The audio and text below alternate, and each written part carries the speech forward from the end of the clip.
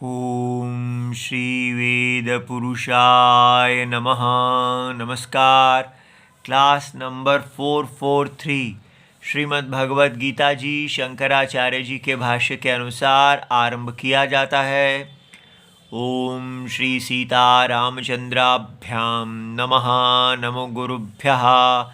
ओम अथ काल देवताः श्री संवत् 2081 चैत्र कृष्ण पक्षः अष्टमी शनिवारः मूल नक्षत्रम उत्तरायणम वसंत ऋतुः। ओम तत्सत् श्री शंकराचार्याय गुरवे नमः। कर्मण्यकर्म यः पश्येत् अकर्मणि च कर्म यः स बुद्धिमान् मनुष्येषु सयुक्तः कृत्स्न कर्म कृत्। अध्याय 4 और श्लोक नंबर 18। पुस्तक है Gita press Gorakhpur, book number 10, Shankaracharya ji के भाष्य वाली पुस्तक।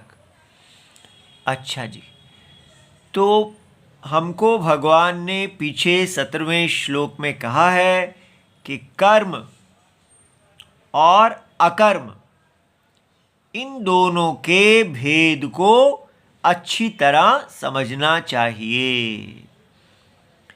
और इसके लिए क्यों उन्होंने कहा कि ये कर्म और अकर्म का भेद वेद से जाना जाता है और इसकी विद्या भारत में परंपरा से चली आ रही है। और इसके विषय में क्योंकि मनुष्य राग और द्वेष की बुद्धि से विचार करने वाला होता है, इसलिए वो इसके तत्व को नहीं समझ पाता है। तो ये गुरु शिष्य परंपरा जो भगवान ने आदि में आरंभ की है, उसी से ही जाना जाता है। इसलिए अब भगवान हमें कर्म और अकर्म का भेद बता रहे हैं। तो शंकराचार्य जी कहते हैं, किम पुनः तत्वम कर्मादेहे। तो जो कर्म और अकर्म जो कहा गया है, उसका क्या तत्व है। यद बोधव्यम, जिसको आपने ही भगवान कहा कि जिसको जानना चाहिए। वक्ष्यामि, मैं उसे कहता हूँ। इति प्रतिज्ञातम उच्यते, जिसको भगवान ने प्रतिज्ञा किया, अब भगवान उसको बता रहे हैं। तो शाब्दिक अर्थ है कर्मणि अकर्म यह पश्येत्।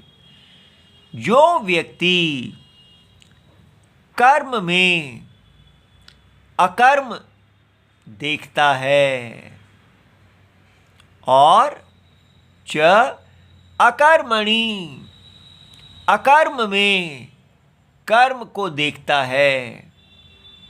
अब ये एक बड़ा उलट सी बात हो जाती है, पर जैसे जैसे भगवान समझाएंगे हमें ये बात समझ में आ जाएगी कि बिल्कुल उल्टा दर्शन है। कर्म में अकर्म देखो, अकर्म में कर्म देखो। जो इस प्रकार देखता है तो वो कौन है। सह बुद्धिमान मनुष्येषु, वो ही मनुष्यों में बुद्धिमान है। सह युक्तः, और वो ही योगी है, अर्थात वो बताए हुए मोक्ष के साधन को धारण किए हुए हैं।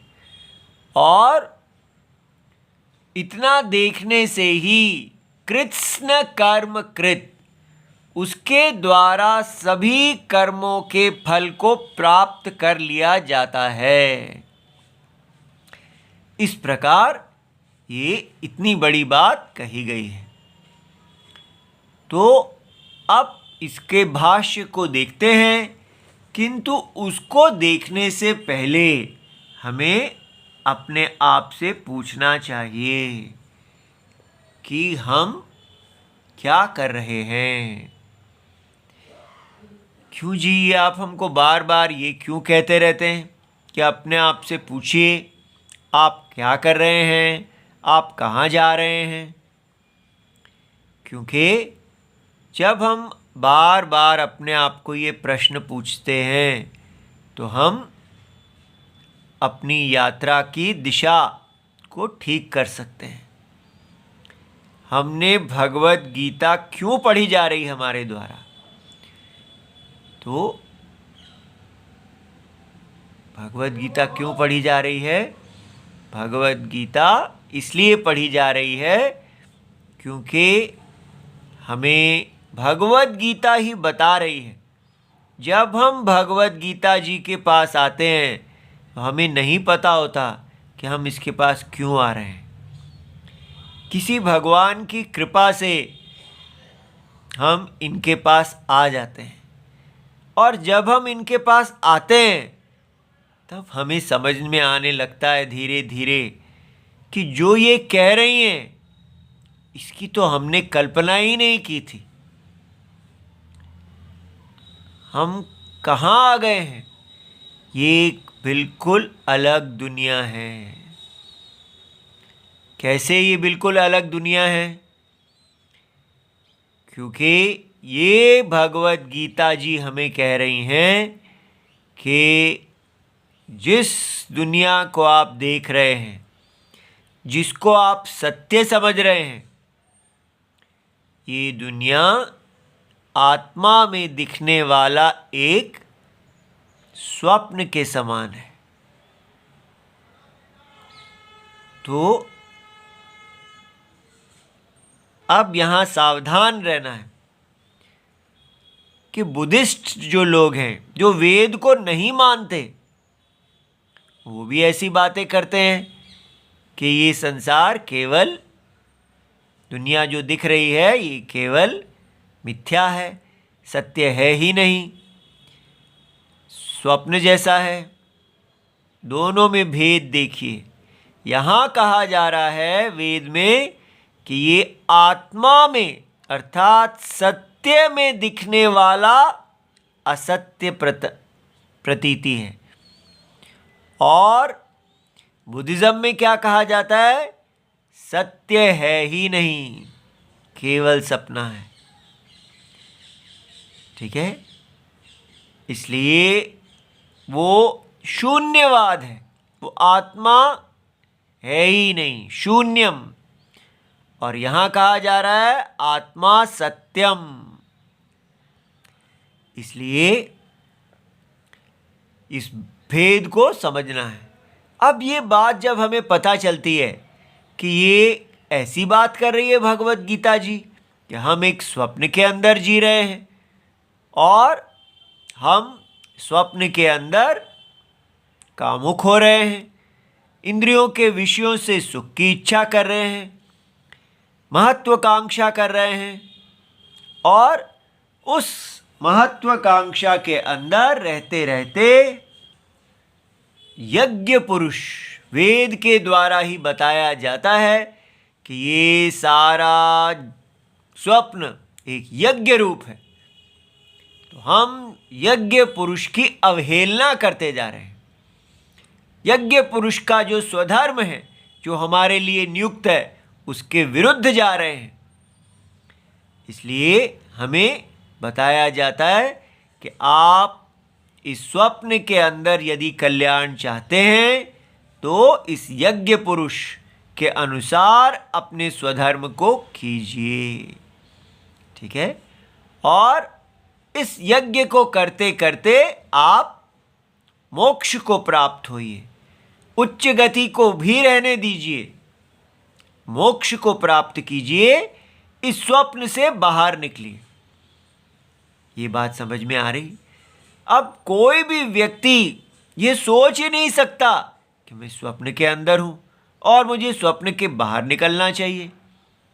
ये सब बातें हमें भगवत गीता जी के में प्रवेश करने के कितनी देर के बाद समझ में आने लगती हैं।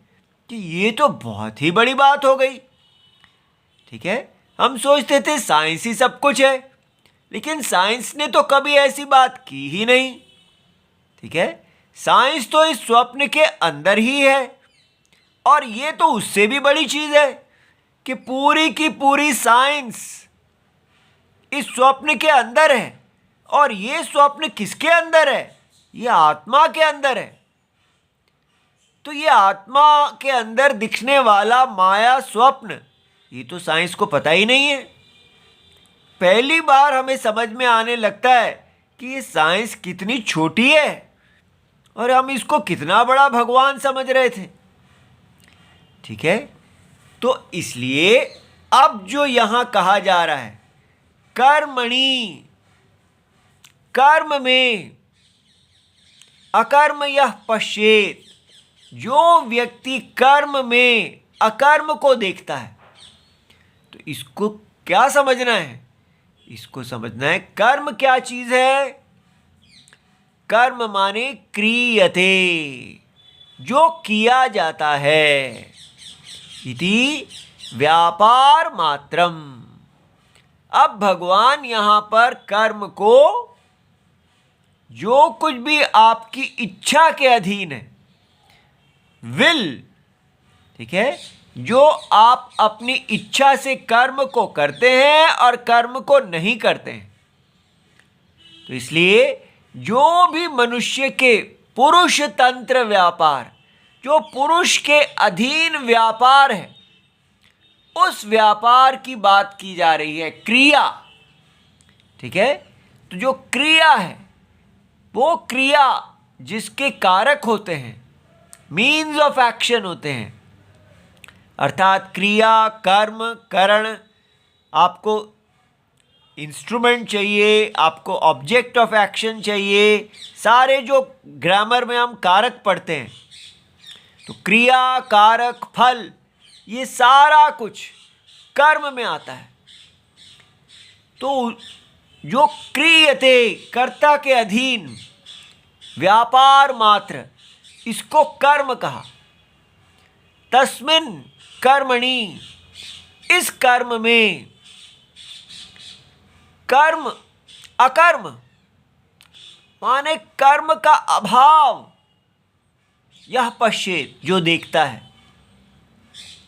अब ये बड़ी अजीब बात है कि कर्म के अंदर, माने आप अपने आप को देखें, आप इस समय भगवत गीता को सुन रहे हैं, कर्म कर रहे हैं, और अब इस कर्म में मैं कैसे देखूं कि मैं कर्म नहीं कर रहा, कोई कर्म नहीं हो रहा है यहां पर, ऐसा कैसे देखा जा सकता है? लेकिन भगवान कह रहे हैं कि ये जो क्रिया चल रही है, इसमें आप अक्रिया को देखते हैं, तो ये क्या बात है? ठीक है, तो इसको समझना है, कैसे ये संभव है। तो कैसे देखेंगे? पुनः स्वप्न को देखिए। स्वप्न का जो व्यवहार है, स्वप्न के अंदर व्यापार चल रहा है, क्रिया, आप वहां कर्म करते हैं, सो लौकिक और वैदिक दोनों। ठीक है, इसीलिए कहा व्यापार मात्रम। लौकिक कर्म क्या होता है? क्या आपने अपनी प्रत्यक्ष इंद्रियां और अनुमान के आधार पर चलना फिरना, उठना बैठना, खाना पीना, ये सब क्रियाएं की। और वैदिक व्यवहार क्या होता है? आपने देवताओं को तुष्ट किया अपनी क्रिया के द्वारा, जिससे अदृष्ट पुण्य और पाप की प्राप्ति हुई। ये दोनों जो हैं, ये दोनों ही व्यापार हैं, लेकिन ये स्वप्न के अंदर किए जा रहे हैं। तो जो व्यक्ति ये देखता है कि ये सारा व्यापार साक्षी आत्मा के अंदर हो रहा है, अर्थात ये सारा व्यवहार साक्षी आत्मा ही है। साक्षी आत्मा इसका तत्व है। पूरी तरह अगर हम इसके वस्तु का निर्णय करें कि ये क्या है, तो ये साक्षी आत्मा के अतिरिक्त कुछ नहीं है। तो साक्षी आत्मा है तो साक्ष्य भी तो होगा। एक साक्षी है और एक साक्ष्य है। साक्ष्य माने विटनेस्ड नहीं। साक्षी आत्मा से साक्ष्य अन्य नहीं है। जैसे जल से लहर अन्य नहीं है, जल ही है, जल का ही नाम है लहर। इसी प्रकार ये सारा व्यापार कर्म किसका नाम है? अकर्म का। ठीक है, ये कितनी अजीब बात है, बहुत ही अजीब बात है। ये कैसे हुआ? ये अज्ञान के कारण हो सकता है कि तत्व क्या है? अभेद, कोई भेद नहीं है, ना कर्ता, ना कर्म, ना क्रिया, ना फल। ठीक है, तो क्रिया, कारक, फल, कोई एक्शन नहीं है, कोई मीन्स ऑफ एक्शन नहीं है और कोई उसका फल नहीं है। ना दृष्ट लौकिक, ना वैदिक। स्वप्न के अंदर यही दो प्रकार के कर्म होते हैं। ये दोनों के दोनों अगर हम स्वप्न की आत्मा की दृष्टि से देखते हैं, स्वप्न के सत्य की दृष्टि से देखते हैं, तो हमें समझ में आता है कि सत्य को नहीं जानने के कारण ही हम इस सारे व्यापार को सत्य समझ रहे थे। वास्तव में यहां कोई व्यापार नहीं हो रहा। तो आप कह सकते हैं कि जी वो तो केवल स्वप्न में होता है, लेकिन जागृत में तो व्यापार होता है। स्वप्न तो केवल एक छोटी सी देर समय के लिए आता है, जागृत तो कंटिन्यूअस होती है, वो चलती ही रहती है। स्वप्न तो एक बार एक आया, दूसरी बार दूसरा आता है, लेकिन जागृत तो हमेशा वही आती है। तो दोनों की तुलना कैसे की जा सकती है? नहीं।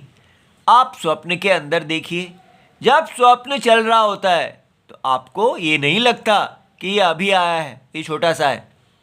आपको पूरा वैसा ही लगता है कि मेरा बचपन था, मैं युवा हूँ, मैं वृद्ध हो जाऊँगा, टाइम की कंटिन्यूटी है। जैसे जागृत है वैसा ही स्वप्न है। इसलिए अभी जागृत में भी आप देख सकते हैं कि सारा जागृत व्यवहार उसी प्रकार साक्षी आत्मा में माया है। साक्षी आत्मा ही इसका तत्व है। हमने एक शब्द सीखा था, अभिन्न निमित्त उपादान कारणम।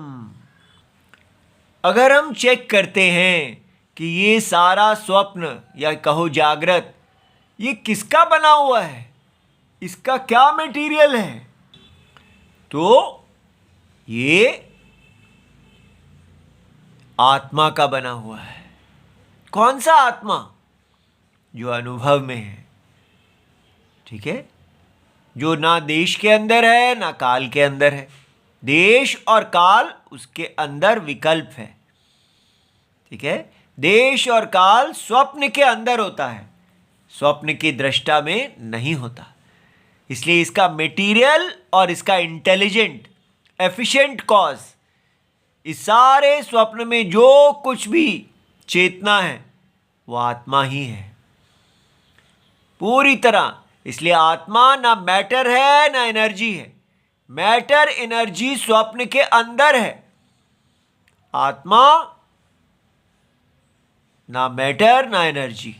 उसको किसी भी शब्द से कहा ही नहीं जा सकता, उसको केवल स्वप्न के सत्य के रूप में जाना जा सकता है।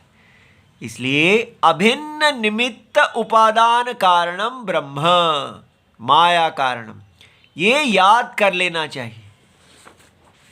तो अब हमको समझ में आया कि हम अनुभव से, विचार से देख सकते हैं कि जिसको आप कर्म समझ रहे हैं, व्यापार लौकिक साइंटिफिक व्यवहार और वैदिक व्यवहार दोनों स्वप्न के अंदर हैं, दोनों माया हैं, और उनका सत्यम क्या है? अकर्म। तो अकर्म शब्द से आत्मा का निर्देश किया गया है। भगवान अकर्म है और अकर्म में ये सारा कर्म देखा जा रहा है, माया कर्म। ये बात समझ में आ गई? ये पहला स्टेप है। तो जो इस प्रकार देखता है, भगवान ने कहा यह पश्येत। और दूसरा अकर्मणि च, जो अकर्म है। अब यहां अकर्म का अर्थ साक्षी आत्मा नहीं है, ठीक है? यहां अकर्म का अर्थ था साक्षी आत्मा। अब ये अकर्म फिर से आया वर्ड, ध्यान रहे। अकर्मणि च, अकर्म माने जैसे कि आप भगवत गीता सुन रहे हैं तो उसके बाद आप चुपचाप मेडिटेशन में बैठ गए। आप कहते हैं मैं इस समय अकर्म अवस्था में हूं, मैं कुछ नहीं कर रही, मैं कुछ नहीं कर रहा, मैंने पूरी तरह अपनी सारी क्रियाओं को रोक दिया है, बिल्कुल सस्पेंड कर दिया है, मेरा मन नहीं चल रहा, मेरे प्राण बिल्कुल सूक्ष्म हो गए हैं, तो मैं एक अकर्म अवस्था में पहुंच गया हूं। ये तो इसलिए आजकल मेडिटेशन के नाम पे हमको अकर्म अवस्था पढ़ाई जा रही है कि जितना आप अकर्म होते जाते हैं आपको शांति का अनुभव होता है, क्योंकि जैसे जैसे मन शांत हो जाता है, प्राण शांत हो जाते हैं, तो हम अंतरात्मा में चले जाते हैं। तो ये जो अकर्म है, तो क्या ये अकर्म साक्षी आत्मा नहीं है? यही दिखाया जा रहा है, नहीं। ये जो अकर्म मेडिटेशन के द्वारा प्राप्त किया जाता है, ये क्या है? कर्म अभाव। क्या आपने अपनी सारी क्रियाओं को लय कर दिया, तो ये क्या है? कर्तृतंत्रत्वात्, ये कर्ता के अधीन है। कर्ता जब इच्छा करता है तो वो क्रियाशील हो जाता है, और कर्ता जब इच्छा करता है तो अपनी क्रियाओं को वो खींच लेता है, विड्रॉ कर लेता है। तो प्रवृत्ति और निवृत्ति, कब वो क्रिया करने लगता है, कब वो क्रिया को खींच लेता है, ये दोनों कर्ता के अधीन हैं। इसलिए अगर ये कर्ता के अधीन है तो इसका मतलब ये कर्ता का व्यापार है, ये कर्ता का कर्म है, ये अकर्म नहीं है। कर्ता ने अपने आप को क्रियाशील कर लिया और कर्ता ने ही अपने आप को अक्रियाशील कर लिया। दोनों में कर्ता इस व्यवहार को कर रहे हैं। इसलिए मेडिटेशन जो बाजार में बड़ी बिकती है आजकल, वो भगवत गीता बता रही है कि ऐसी मेडिटेशन केवल कर्ता की ही एक्शन है। ये भगवत गीता में बताया हुआ अकर्म नहीं है, ठीक है? इसको ऐसे समझना चाहिए जैसे स्वप्न के अंदर बैठा हुआ व्यक्ति अपने सारे मन, प्राण इत्यादि सब कुछ को लय कर लेता है, फिर उठ जाता है और क्रियाशील हो जाता है। लेकिन वो साक्षी आत्मा को नहीं समझ पाता। वो कहता है कि मैंने बहुत आनंद प्राप्त किया, अब मैं हायर लेवल ऑफ मेडिटेशन में पहुंच गया हूं, लेकिन वो सब कुछ कर्तृतंत्र है। जो अकर्ता आत्मा है उसको विचार से जाना जाता है। विचार क्रिया नहीं होती, विचार से हम जानते हैं कि क्रिया जो है वो स्वप्न के अंदर है और उस स्वप्न का आत्मा क्रिया से विलक्षण है, तो हम उसको अकर्म कहते हैं। वो विचार का रिजल्ट है और ये एक्शन है, ये एक रिजल्ट को प्रोड्यूस कर रहा है। विचार हमें वो बताता है जो पहले ही है। अकर्ता आत्मा पहले भी वही थी, अब भी वही है। केवल विचार से जाना कि जिसको हम कर्ता समझ रहे थे, क्रिया समझ रहे थे, वो वास्तव में विचार करने पर अकर्ता आत्मा है। आत्मा नित्य अकर्ता है। इसलिए पहले भाग में हम आत्मा, साक्षी आत्मा, अभेद सत्य को नित्य क्रिया से मुक्त समझते हैं, निश्चय करते हैं। और दूसरे अकर्म में हम अपनी कर्म की अवस्था से अकर्म की अवस्था में जाते हैं। ये क्रिया का फल है और वापस फिर से कर्म की अवस्था में आ जाते हैं। ये स्वप्न के अंदर देखा जाता है। इसके लिए कोई विचार की आवश्यकता नहीं है। ये एक मेंटल एक्शन है, इसलिए इसको कर्तृतंत्र कहा, माने कर्तृ अधीन। ये आपको समझ में आया? ये बहुत गहरी बात है कि पहला वाला मेंटल एक्शन नहीं है, वो मेंटल थिंकिंग है। अरे दोनों ही तो मेंटल हैं। हाँ, मन से, अंतःकरण से विचार करना क्रिया नहीं होती। क्रिया वो होती है जहां आप मेंटल एक्शन से, माने मानसिक क्रिया से कुछ नया पैदा करते हैं, उसको कहते हैं मानसिक कर्म। और मन के द्वारा, अंतःकरण के द्वारा आप विचार करते हैं कि क्या अकर्म है और क्या कर्म है। अकर्म सत्यम, कर्म मिथ्या। स्वप्न को व्याप्त अकर्म आत्मा है। इसमें आपने कुछ भी नया प्रोड्यूस नहीं किया। पहले ही आत्मा अकर्म थी और उसी अकर्म आत्मा को अज्ञान के कारण हम स्वप्न समझ रहे थे। क्रिया, कारक, फल भेद रूप समझ रहे थे। फिर हमने उसको अभेद रूप समझ लिया, कुछ भी नया नहीं प्रोड्यूस किया, केवल विचार से निर्धारण किया जो है। ये बात समझ में आई? इसलिए यहां पर क्या हो रहा है? कर्ता अपनी मानसिक स्टेट को बदल रहा है। पहले उसका मन क्रियाशील था, अब उसने मन को सुला दिया, धीरे धीरे लय में ले गया और वो फिर से लय से बाहर आ जाएगा।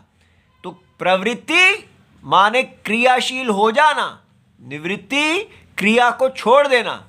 ये मेंटल एक्शन है या फिजिकल एक्शन है। ये दोनों जो हैं ये स्वप्न के अंदर होते हैं। स्वप्न की आत्मा इनसे अलग है, फ्री है। यहाँ उसका विचार नहीं किया गया। इसलिए कहा जा रहा है कि ये जो मेडिटेशंस हैं ये आपको शांति तो देंगी, लेकिन ऐसी ही है जैसे आप कुछ देर के लिए किसी दृश्य को देखते हैं, मन आपका खो जाता है, फिर वापस निकल जाते हैं। तो ये एक भोग है, ठीक है, लेकिन ये आपको मोक्ष नहीं देंगी। ये आपको स्वप्न के अंदर ही कुछ मजा देंगी, ठीक है, रिलैक्सेशन देंगी, लेकिन ये आपको मुक्ति नहीं देंगी, ठीक है। अच्छा जी, तो कहा इसीलिए कर्तृतंत्रत्वात् वस्तु अप्राप्य, अर्थात जो अकर्म, जिसको पिछली दृष्टि में वस्तु, साक्षी आत्मा, परम सत्य, उसकी प्राप्ति नहीं हुई, वस्तु अप्राप्य एव ही सर्व एव क्रिया कारक आदि व्यवहारः अविद्या भूमौ एव कर्म यह पश्येत पश्यति। अर्थात कहा गया कि जो व्यक्ति ये देखता है कि सर्व एव सारा क्रिया कारक फल व्यवहार ये तो अविद्या भूमि में है, अज्ञान में है, और ये तो कर्म ही है। इसलिए चाहे आप स्वप्न के अंदर कितनी भी मेडिटेशन कर लो, आप रहेंगे स्वप्न के अंदर ही अंदर। जो ऐसा देखता है कि ये तो मेडिटेशन इत्यादि से मन को सुलाना कर्म ही है, अकर्म नहीं है, तो वो वाइज मैन है। ठीक है, इसलिए जिसको दुनिया अकर्म समझती है मेडिटेशन से, उसको ज्ञानी कर्म देखता है कि ये तो स्वप्न के अंदर ही है, स्वप्न से मुक्ति तो दिला ही नहीं। इसलिए ऐसा देखने वाला ही बुद्धिमान मनुष्य है। ठीक है, वो ही वास्तव में देखता है। जो तो दोनों चीजें हो गई कि कर्म में आपने अकर्म देखा, स्वप्न को आपने स्वप्न की आत्मा देखा, और दूसरा स्वप्न के अंदर की गई मेडिटेशन आदि को आपने देखा कि ये तो अविद्या भूमि के अंदर ही बैठे हैं, अविद्या भूमि से तो निकले ही नहीं, इसलिए हम अकर्म में नहीं पहुंचे, कर्म के अंदर ही हैं। ये बहुत गहरा विचार है। इसको आप राम जी के श्री चरणों में प्रणाम करके बार बार देखिए। ओम नमो भगवते वासुदेवाय। प्रणाम।